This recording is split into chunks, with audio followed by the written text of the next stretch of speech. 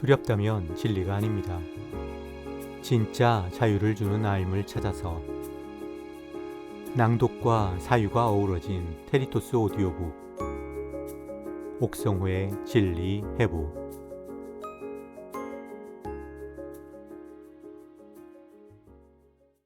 내 인생의 터닝포인트에서 예수의 세례 장면을 다뤘죠. 사람으로부터 세례받는 예수. 어릴 때부터 내게는 참 이해하기 힘든 장면이었습니다. 성육신한 하나님인 예수가 왜 죄를 사하는 세례를 받는지 도통 납득이 가지 않았어요. 그거 말고도 나를 괴롭힌 구절이 한두 개가 아니었는데 그 중에는 마가복음 14장 36절, 소위 말하는 예수의 겟세마네 기도가 있습니다. 예수께서는 이렇게 말씀하셨다. 아빠, 아버지께서는 모든 일을 하실 수 있으시니 내게서 이 잔을 거두어 주십시오. 그러나 내 뜻대로 하지 마시고 아버지의 뜻대로 하여 주십시오. 여러분은 이 장면 보면서 고민한 적 없습니까? 그런데 이게 화가들한테는 고민이 아니라 영감을 줬나 봐요. 19세기 말 독일의 화가 하인리 호프만이 그린 겟세마네의 기도가 특히 유명한데 무슨 그림인지 딱 떠오르지 않습니까? 이 구절을 가지고 설교하는 경우에 보통 내게서 이 잔을 거두어 주십시오. 이 부분은 어물쩍 넘어갑니다. 그리고 포커스를 예수님이 내 뜻이 아니라 아버지의 뜻대로 해달라고 기도했다. 여기에 맞추지요. 그러나 이 구절은 결코 그런 식의 물타기로 해결할 수 있는 수준이 아닙니다. 지금부터 하나씩 생각해 보죠. 첫 번째, 왜 잔을 거두어 달라고 했을까? 그러니까 십자가 지고 싶지 않다는 소리잖아요. 근데 이게 말이 됩니까? 애초에 예수가 세상에 왜 왔죠? 십자가 지르고 온 거 아니었어요? 아니, 링 위에 올라간 권투 선수가 갑자기 글러브 벗어 던지고는 경기하지 않겠다고 소리치는 거하고 뭐가 달라요? 보통 문제가 아닌 겁니다. 감히 인간이 예수님이 겪으신 그 깊은 영적 고통의 만분의 1이나 알겠어? 그러니까 이런 헛소리를 하지. 뭐 대부분 이런 식인데 유명한 스터디 바이블 중 하나에서 이 구절을 어떻게 설명했는지 예로 들겠습니다.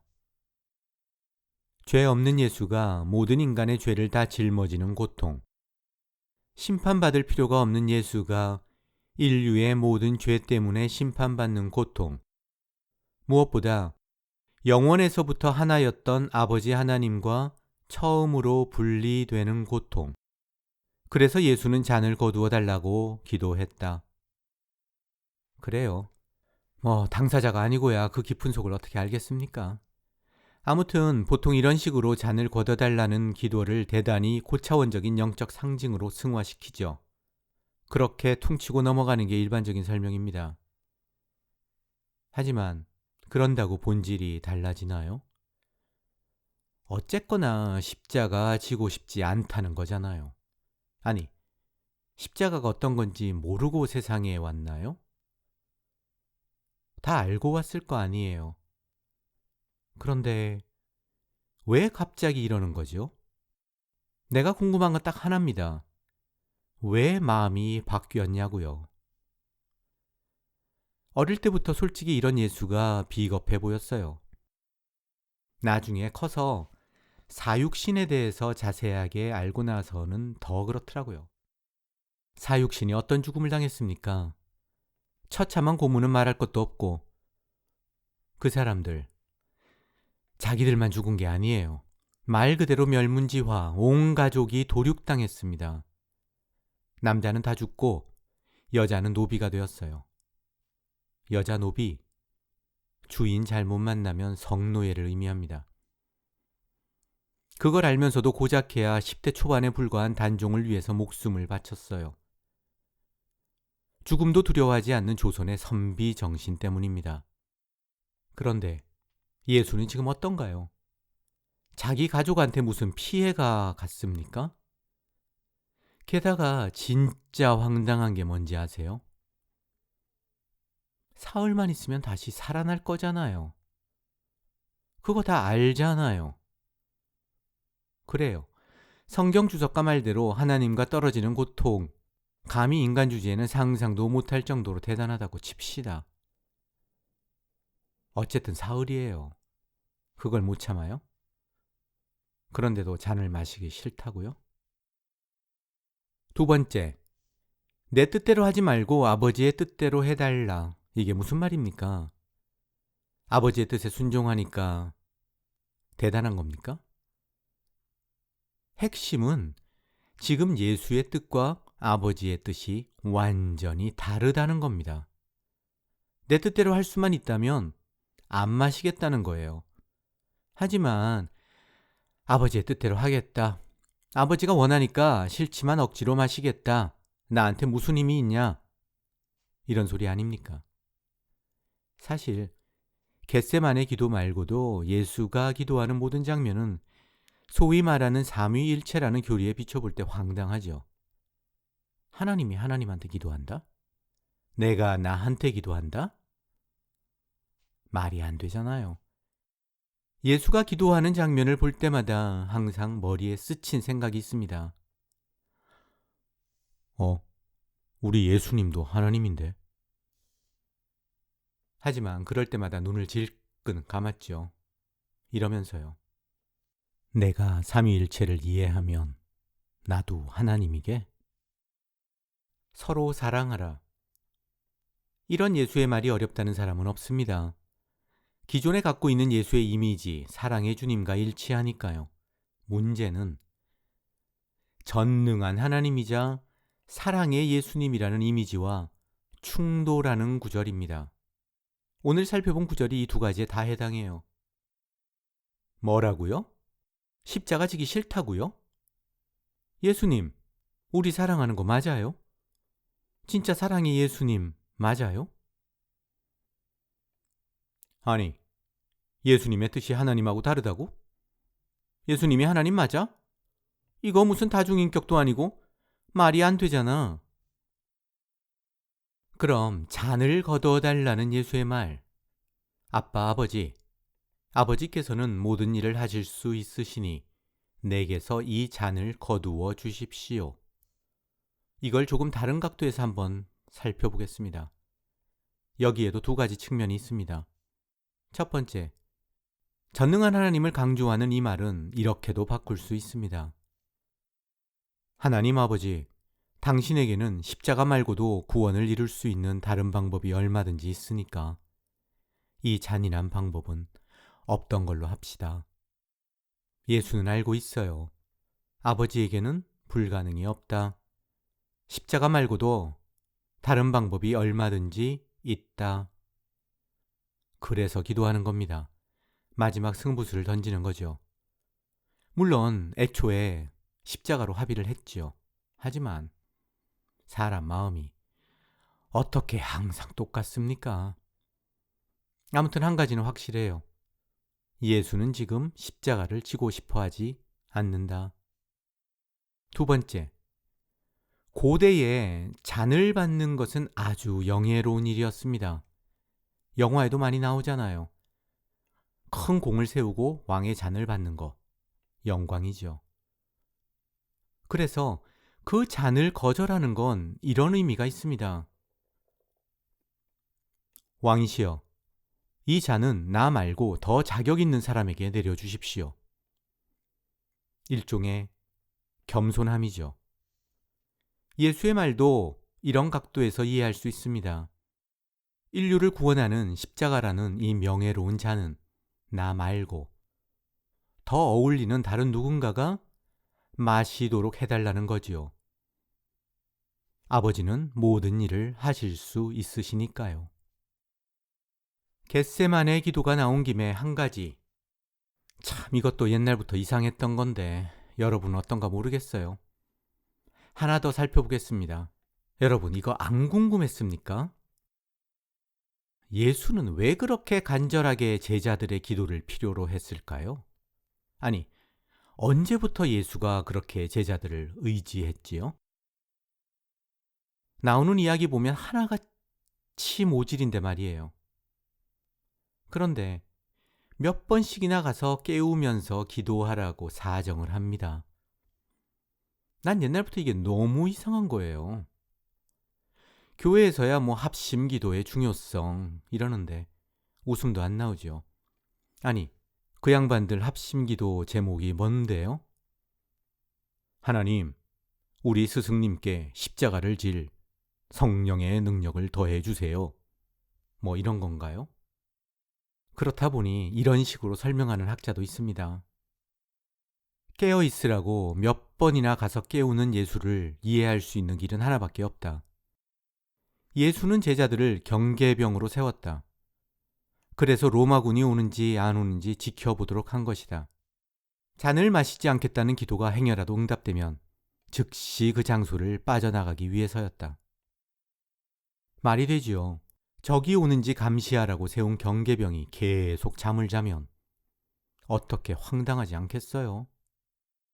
아무튼 잔을 마시고 싶지 않다는 예수의 기도는 여러모로 당혹감을 줍니다. 왜일까요? 가장 큰 이유는 이 기도가 십자가 죽음의 핵심을 공격하기 때문입니다. 십자가의 핵심? 그게 뭘까요? 예수의 자발성입니다. 존 스토트는 그리스도의 십자가, 이 책에서 이 점을 정확하게 지적합니다. 예수님이 인간의 죄악 때문에 죽음을 당하시긴 했지만 그분이 순교자로 죽으신 게 아니다. 그분은 자발적으로, 심지어 의도적으로 십자가를 향해 나아가셨다. 그런데 스토트 목사님, 정말로 예수가 자발적으로 죽은 거 맞나요? 겟세마네 기도야말로 그 점에 심각한 의구심을 갖게 합니다. 그런데 말이에요. 나한테 겟세마네 기도가 주는 진짜 궁금함은 따로 있습니다. 마가복음 저자가 이걸 왜 썼을까? 그리고 마태와 누가복음 저자는 왜 삭제하지 않고 거의 그대로 베꼈을까? 이거예요. 여러분 생각은 어떠세요? 여봐요, 옥성호 씨. 정말 미치겠네. 역사니까 그렇지 실제로 일어난 사건이니까 쓴 거지. 아니 그걸 지금 질문이라고 하는 거요. 당신이 전에 그랬잖아. 당혹성의 원칙이라고. 이것도 우리 예수님한테는 하나도 도움이 안 되는 얘기예요. 그러니까 그 원칙에 비춰서 사실이란 소리잖아. 안 그래? 아니 왜 자기가 말을 하고 자기가 잊어버려? 사람 당혹스럽게. 정말 그런가요? 그런데 그렇게 받아들이기에는 한 가지 심각한 문제가 있습니다. 최후의 만찬을 마치고 올리브산에 간 예수는 달랑 수제자 셋만 데리고 기도하러 겟세마네 동산으로 갔어요. 그리고 예수는 혼자 더 동산 깊숙이 들어갔습니다. 제자들한테는 너희는 여기서 따로 기도하고 있어라 지시를 하고요. 그런데 제자들 기도는 안 하고 다 잠에 빠졌대요. 내가 지금 무슨 말을 하려는지 아시겠습니까? 그러니까 그 시간에 깨어있던 사람은 오로지 예수 한 사람뿐이었어요. 예수의 기도를 들은 사람 아무도 없습니다.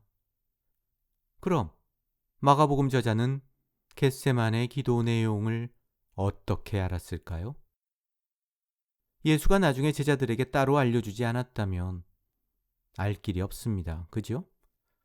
그런데 그 이후에 진행되는 사건을 보면 예수가 제자들에게 따로 나 이런 기도했다 이런 얘기할 틈이 없어요. 바로 체포되니까.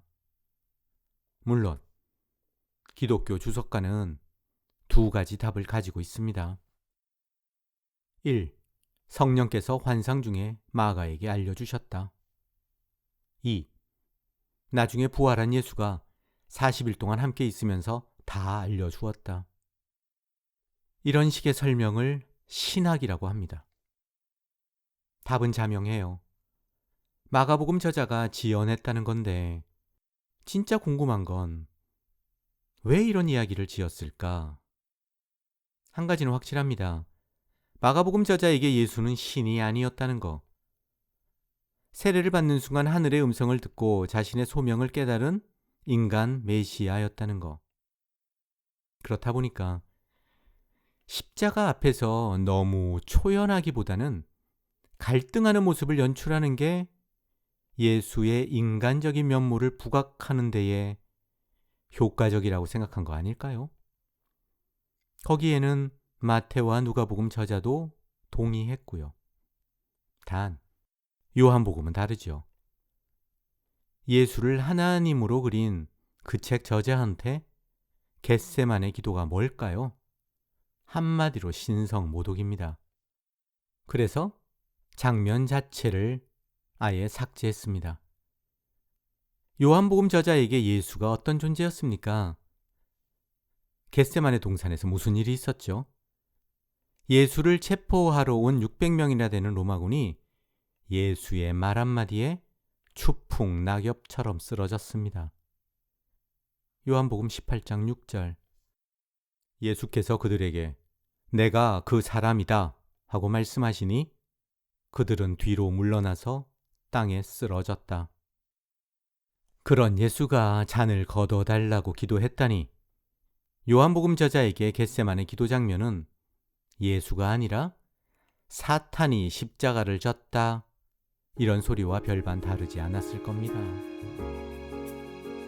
오늘은 여기까지입니다. 지금까지 들어주셔서 고맙습니다. 구독과 좋으면 좋아요, 싫으면 싫어요. 그리고 알람 설정까지 잊지 마시고요. 지금까지 진리의 부 옥성호였습니다.